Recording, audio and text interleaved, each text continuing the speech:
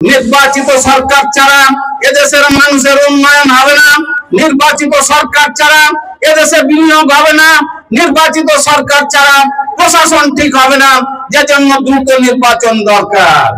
কিন্তু একটি দল ষড়যন্ত্র করছে নির্বাচন যাতে পিছিয়ে দেয়। বিভিন্ন ধরনের কথা বলে। একবার বলে ইউনিয়ন পরিষদের নির্বাচনে আগে দিতে হবে, একবার বলে পিয়ার পদ্ধতি, একবার বলে রোজার আগে নির্বাচন দিতে হবে, আর একবার বলে যে না এত তাড়াতাড়ি হবে না। ভাইরা আমার, কোন কথাটি তাদের সত্য? তারা সব সময় ষড়যন্ত্র করে। ভাইরা আমার, আমি এই ষড়যন্ত্রের পর থেকে সে দলটিকে আমি আহ্বান জানাবো, দেশকে ভালোবাসতে শিখুন, দেশের মানুষকে ভালোবাসতে শিখুন। এদেশের মানুষ শান্তি চায়, এদেশের মানুষ গণতন্ত্র চায়, এদেশের মানুষ মানবাধিকার চায়, এদেশের মানুষ উন্নয়ন চায়।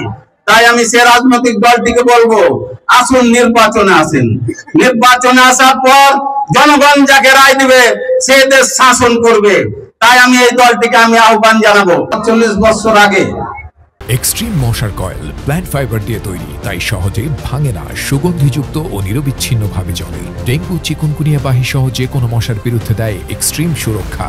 এই বিএনপি প্রতিষ্ঠাতা করেছিলেন, কে প্রতিষ্ঠাতা করেছিলেন? শহীদ রাষ্ট্রপতি জিয়াউর রহমান।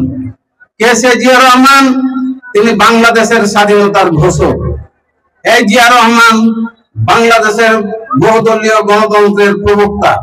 এই বাংলাদেশের এই শহীদ রাষ্ট্রপতি জিয়াউর রহমান বাংলাদেশের একজন সফল রাষ্ট্রপতি। আপনাদের যারা বিএনপি করেন তাদের জন্য এটা গর্বের যে আপনাদের নেতা বহুদলীয় গণতন্ত্র প্রতিষ্ঠা করেছেন। এদের একদলীয় শাসন ব্যবস্থার পরিবর্তে বহুদলীয় গণতন্ত্র করেন। আওয়ামী লীগ এবং জামাতে ইসলাম সহ সমস্ত রাজনৈতিক দলকে রাজনীতি করার অধিকার দিয়েছিলেন। ভাইরা আমার, শহীদ রাষ্ট্রপতি জিয়াউর রহমান গণতন্ত্রে বিশ্বাস করেন, বিএনপি গণতন্ত্রে বিশ্বাস করেন। তার উত্তরসূরি আপনারা দেখেছেন, আপনাদের প্রাণপ্রিয় নেত্রী বেগম খালেদা জিয়া গণতন্ত্রে বিশ্বাস করে। ভাইরা আমার, আপনারা জানেন বিগত 16 বছর পরে আজকে প্রতিষ্ঠা বার্ষিকী আমরা পালন করছি। এ ধরনের দুঃসমকর পরিবেশে বাংলাদেশ জাতীয়তাবাদী দল এই প্রতিষ্ঠা বার্ষিকী পালন করার সুযোগ পায় নাই। কেন পায় নাই?